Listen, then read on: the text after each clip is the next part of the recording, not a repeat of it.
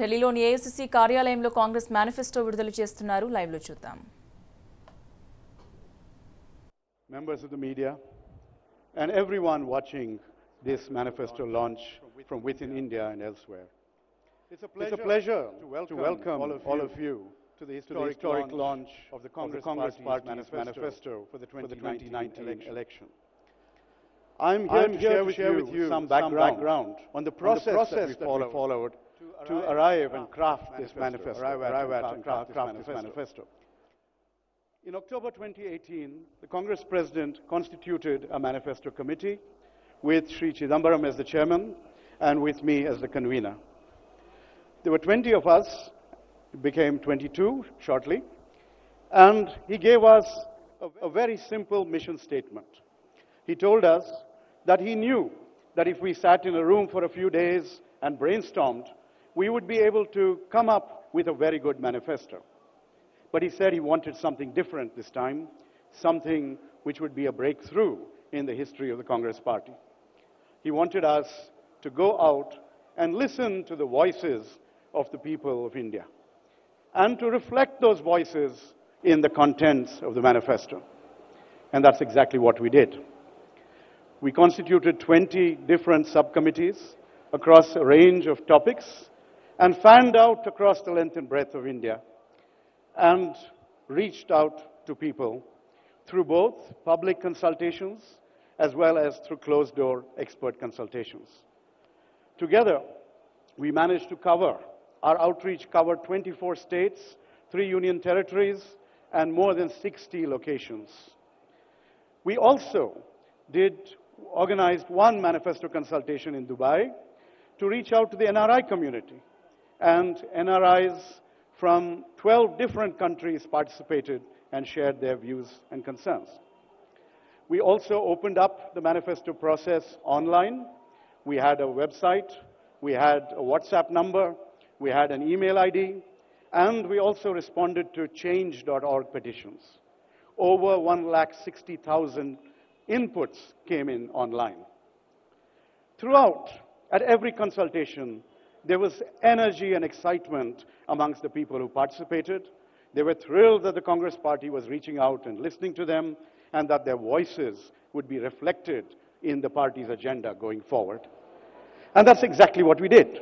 A total of 121 public consultations, including the one in Dubai, 53 closed-door expert consultations, for a total of 174 consultations. And ultimately, we took all these inputs, we sat with them and worked with them for many days, and together as a committee, we arrived at the manifesto, which our Congress President is going to launch shortly. Sir, I am happy to mention to you that we took our mission very seriously, and we have delivered. Your vision that the manifesto should reflect the voices of the people is exactly what has transpired. The manifesto reflects the voices, the aspirations, the concerns, the suggestions, the ideas, the hopes of the people of India. We look forward to taking this manifesto to the people and to using this as a blueprint for governance in the months ahead. Thank you very much. Jai Hind.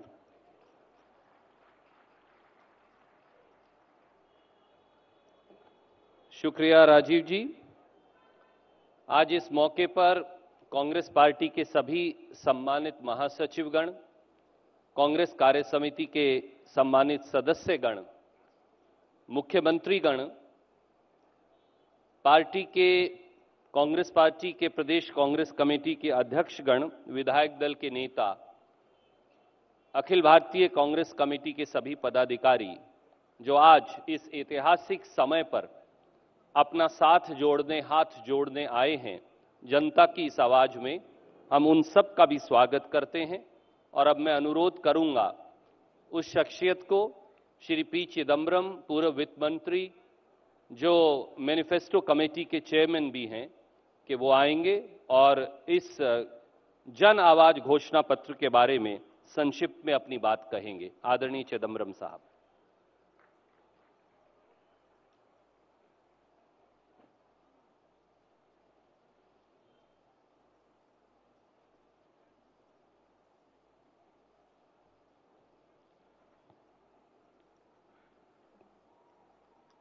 Respected Congress President Shri Rahul Ji, respected former Congress President Srimati Sonia Gandhi Ji, former Prime Minister Dr. Manmohan Singh Ji, Shri Antony Ji, Shri Venugopal Ji, Shri Randeep Surjewala Ji, my colleague Professor Rajiv Gowda, my colleagues in the party, friends from the media. The manifesto will be released in a few minutes, and you will have a copy in your hands. The manifesto was made through a process which has been described by my colleague Shri Rajiv Gowda. The contents of the manifesto, in my view, are the millions of voices that we heard during these consultations. If there is a paragraph in the manifesto, that paragraph was actually spoken or written by a citizen or a group of citizens in this country. They spoke much more. They wrote to us much more, but we could not accommodate all those voices, all those writings, given the limitations of the size of the manifesto. When this manifesto is released and when the contents are known, you will find that there is enough in the manifesto which addresses the concerns of our farmers, youth, women, Dalits, minorities, industry, small and medium enterprises, those who are concerned with the state of our education, those who are concerned with the state of our health care, workers in the unorganized sector, concerns about internal security, concerns about national security, foreign policy, the northeastern states, Jammu and Kashmir. There is so much more could have been said, but I'm sorry, given the limitations of the manifesto, we could only say so much. But I'm sure when our party workers and our party leaders take the message forward across the length and breadth of this country, they will find resonance to what we have said. The idea is to set the narrative for 2019. I think the Congress President has already set the narrative. The BJP, which is our opposition, they may be the ruling party today, they may call us the opposition, but the BJP is our opposition. That party is trying to seize the narrative. That party is trying to take the narrative back to the old, what they tried 5 years ago, the narrative of polarization, divisiveness, and hyper-nationalism. We have to bring the narrative to the real issues faced by the people. And the real issues are, as every survey, every research will tell us, the real issues are, number one is unemployment.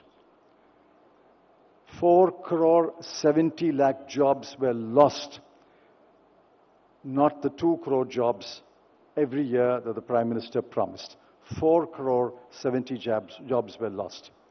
The second issue is farmers' distress. Farmers' loan burden has increased year after year after year.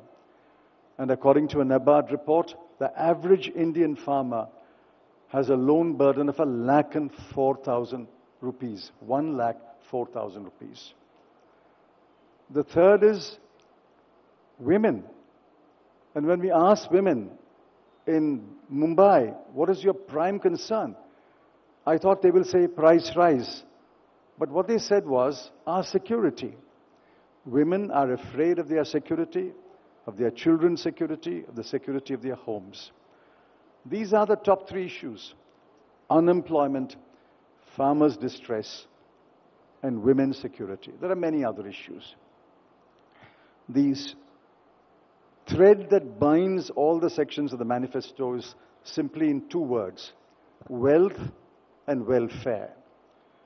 The manifesto, when implemented by a Congress government, I assure you, we will create wealth and we will guarantee welfare. The theme of the manifesto is, how do you merge or how do you marry wealth and welfare?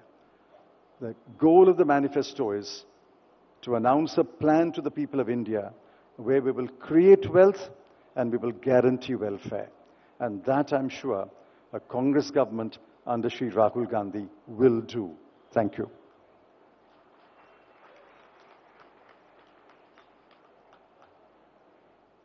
बहुत बहुत शुक्रिया आदरणीय चिदम्बरम जी।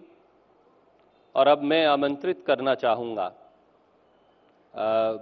जिन पर हम सबको गर्व है, जिन्होंने राहुल जी और श्रीमती सोनिया गांधी जी के साथ और इस देश का 10 वर्ष तक नेतृत्व करते हुए देश में गरीबी पर प्रहार किया और देश की व्यवस्था को बदला, आदरणीय doctor Manmohan Singh ji.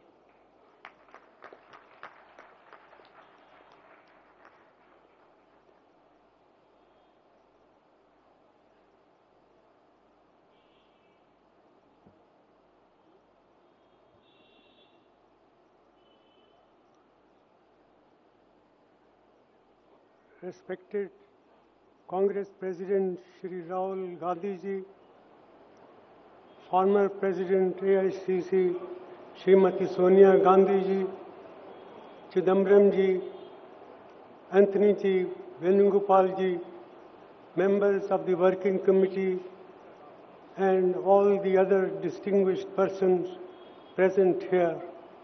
Today is a unique date in the history of the Congress Party. We are going to release a forward-looking document which sums up the aspiration of the people of India for a decent life and life of dignity and self-respect. As Shri Chidambaram has just now mentioned, this document has been prepared after consultations with large number of people from various walks of life. I am sure that it will be debated all over the country so that the aspirations of the people of India, the vision of the Congress Party and its Congress President can be a subject matter of widespread debate and understanding in various parts of our country. The purpose of the manifesto is to spell out the vision of the Congress Party to move forward at a faster speed than ever before, to move towards an inclusive, forward-looking economy and polity. We all would like India to be a prosperous country, a country where prosperity and productivity go together.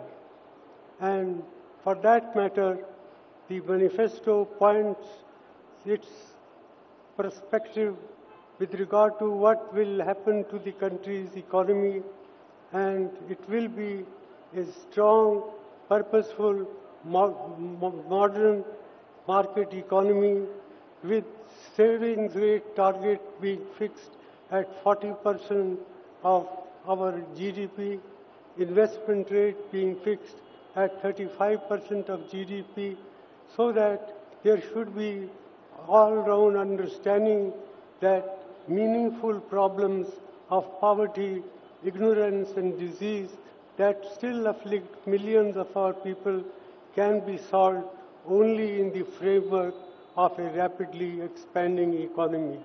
And this manifesto spells out that vision of a rapidly expanding economy.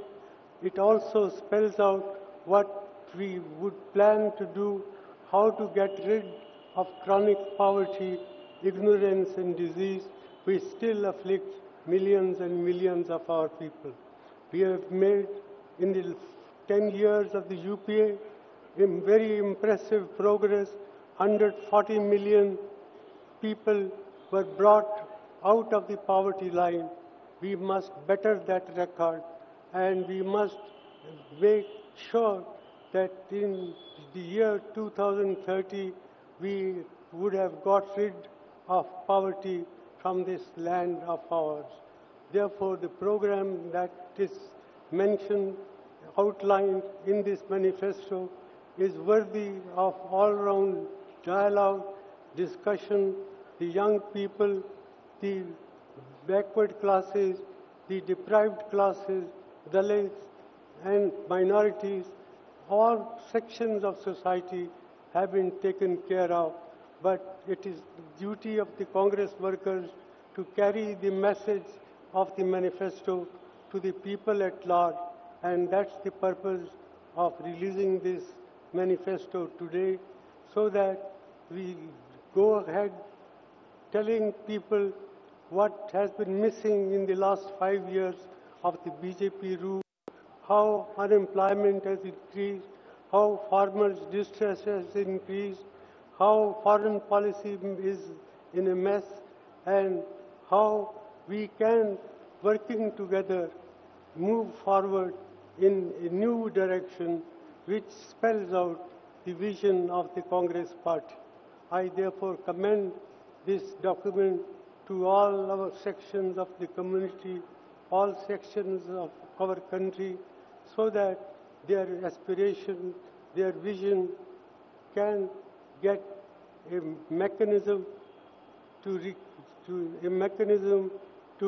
bring together all sections of our society on a new platform of inclusive growth, which will get rid of poverty in a definite period of time. Thank you very much.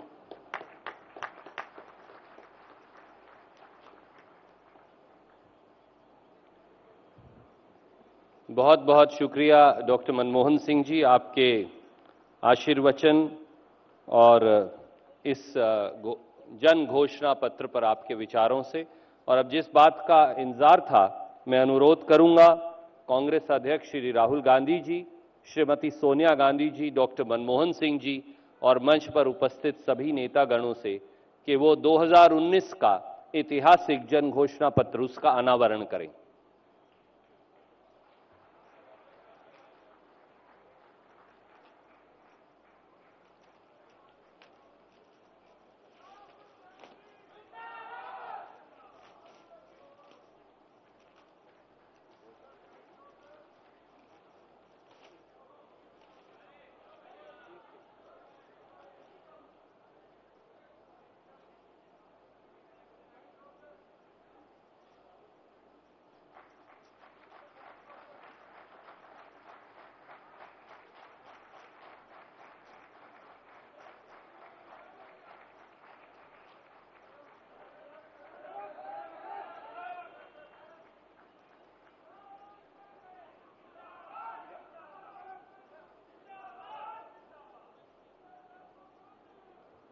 Congress अध्यक्ष और सभी नेतागणों का बहुत बहुत शुक्रिया। दोस्तों, हमें विश्वास है कि एक नए इतिहास की संरचना ये जन घोषणा पत्र 2019 करेगा। और अब जिसकी हम सबको इंतजार था, मैं अनुरोध करूंगा कांग्रेस अध्यक्ष श्री राहुल गांधी जी से कि वो आएं और अपना वक्तव्य यहां दें।